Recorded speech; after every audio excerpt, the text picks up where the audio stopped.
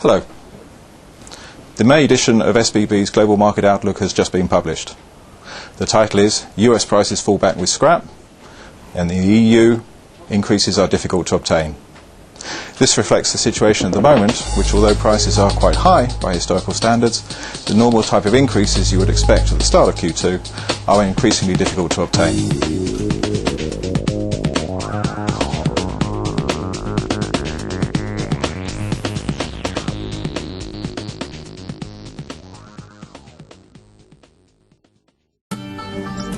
Firstly, we look at the production figures for March.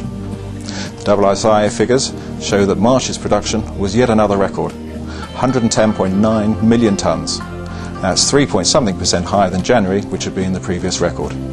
We make the comparisons very closely with January because, as we mentioned before, February's short month makes the comparison less meaningful. The really dramatic increase has been in China, where for the first time ever they've made production of over 40 million tonnes last month. After several months of fairly stable output at 38 million, again this starts an increase that may well see their total annual output approach 480 and maybe even 500 million tonnes in 2007. Similar percentage increases were achieved in Europe as well. This meant that the total output there increased by nearly 1 million tonnes over January. The one laggard was the US, where his increase was only something like 3 or 4%, and this really reflects their slightly weaker demand at the moment. Looking at prices, we've seen these fairly high prices levels in Europe, both north and south, and the fact that the mills really seem to be struggling to secure any further increases. Not really surprising when prices are already over 500 euros, which translate these days to 680 and is heading towards $700 a tonne. Meanwhile, in the US, we had the very big scrap price rises last month in March, where prices and the scrap surcharge mechanism pushed up flat product prices something like $60 a short tonne. In reality, these prices were not totally accepted, and this month, as scrap prices have fallen, the mills have reduced their prices by a smaller amount, and so in reality the transaction prices have probably ended up fairly level.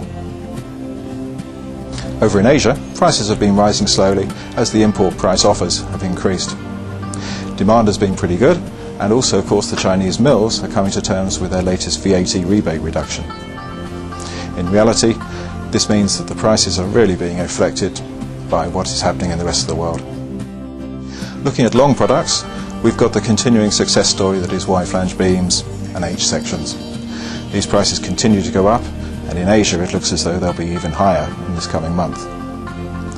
For the rest of long products, the prices are at extraordinarily high levels, and it seems as though maybe we are seeing the first signs of a slowdown. Next month will be very interesting as to how the market sentiment affects these final prices.